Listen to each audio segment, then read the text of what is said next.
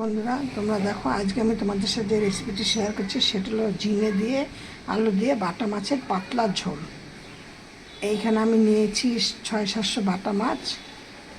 এইটাকে ভালো করে ধুয়ে নুন হলুদ মাখিয়ে নিয়েছি। আমি মাছে বেশি নুন মাখাই না, কারণ বেশি হলুদ মাখাই না, কারণ তাহলে তেলটা পুড়ে যায় ভাজতে গিয়ে। আমি ওই জন্য অল্প করে হলুদ মাখাই। এবার কড়াইতে গ্যাসটা চালু করলাম, কড়াইতে দিয়ে দিলাম তেল। ঠিক আছে, আমি চম্পা তোমাদের সাথে এই রেসিপিটি শেয়ার করছি। এইভাবে করে তোমরা দেখবে একটা দুর্ধর্ষ খাবার। বাটা মাছ কিন্তু খেতে খুবই টেস্টি, মানে সুন্দর খেতে। দেখো আমার ভাজাগুলো সব হয়ে গেছে, আমি এবার এগুলো সবকে তুলে দিচ্ছি। এই দেখো সব মাছগুলো ভাজা হয়ে গেছে। এবার আমি দিয়ে দিচ্ছি ওই মাছ ভাজার কড়াইতেই তেল দিয়ে দিচ্ছি।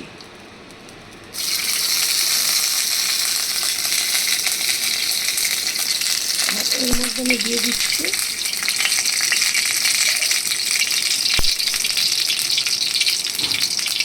কিছুটা সাদা জিরে আর কিছুটা কালো জিরে।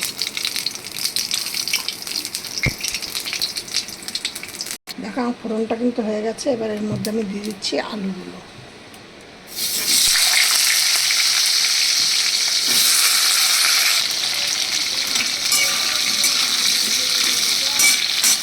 এবার দেখো আমার আলুগুলো লাল লাল করে ভাজা হয়ে এসছে। এবার এর মধ্যে দিয়ে দিচ্ছি আমি এই ঝিঙেগুলো।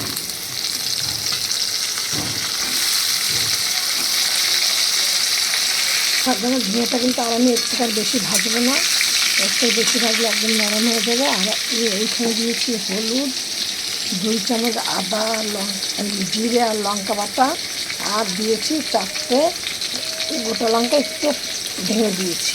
এবার আমি এইটা দেওয়ার সাথে সাথে এর মধ্যে সামান্য একটু জল দেবো, তা নাহলে কিন্তু লেগে যাবে। আমি চম্পা রেসিপি হাউস থেকে তোমাদের সাথে ভিডিওটি শেয়ার করছি। আমার এই ভিডিওটি দেখে, রেসিপিটি দেখে তোমরা করে দেখবে, খুব দারুণ একটা সুস্বাদু খাবার। আর বাটা মাছ হয় সর্ষে বাটা দিয়ে ঝাল করো, অথবা এই ঝিঙে দিয়ে আলু দিয়ে এইভাবে করো, দারুণ খেতে লাগবে। একদম মুখরোচক দারুণ একটা খাবার। তোমরা আমার এই রেসিপিটি দেখে একটা লাইক কমেন্ট করো। আর নতুন বন্ধুদের বলছি, যারা নতুন দেখবে আমার এই রেসিপিতে, এই চম্পা রেসিপি হাউসে যারা নতুন সদস্য, তারা কিন্তু একটা সাবস্ক্রাইব করে পাশের বেলটি বাজিয়ে অল করে রেখে দিও, যাতে আমি প্রতিদিনকার 6:30 থেকে 7টার মধ্যে ভিডিও ছাড়ি, যাতে তোমাদের মোবাইল স্ক্রিনে নোটিফিকেশান পৌঁছে যায় তার জন্য। এবার এর মধ্যে আমি দিচ্ছি কিছুটা আমি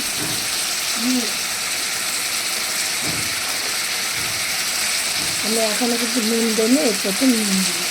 নুনটা দেওয়া থাকলে তখন আমি পরে টেস্ট করে তারপরে দেবো। আর দিচ্ছি একদম কাঁচা লঙ্কা, তো কালার, সামান্য কালারের জন্য একটুখানি কাশ্মীর লঙ্কা।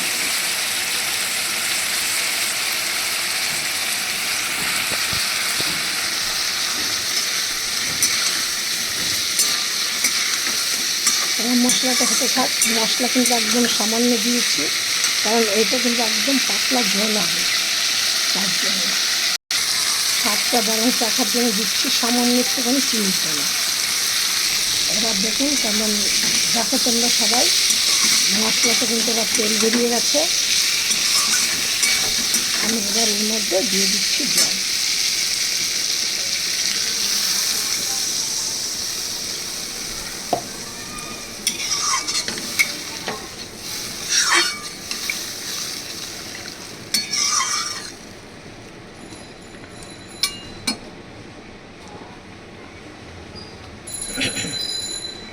এবার দেখো আমার ঝোলটা কিন্তু ফুটে গেছে। এবার এর মধ্যে আমি দিয়ে দিচ্ছি মাছগুলো। আমার আলুও সেদ্ধ হয়ে গেছে।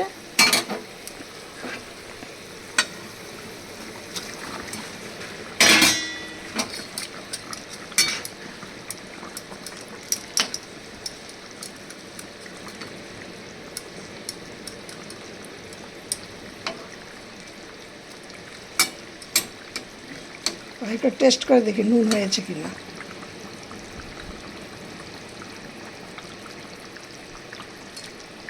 আর একটুখানি নুন দিতে হবে।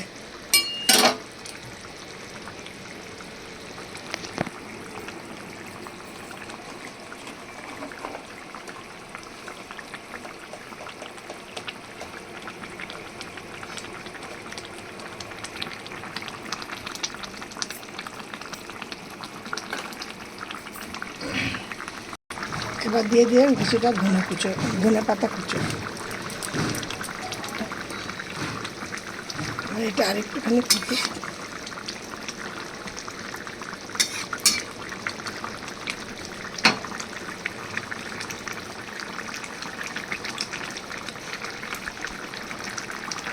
দেখো আমার রেসিপিটা হয়ে গেছে, আমি এবার নামিয়ে দেবো।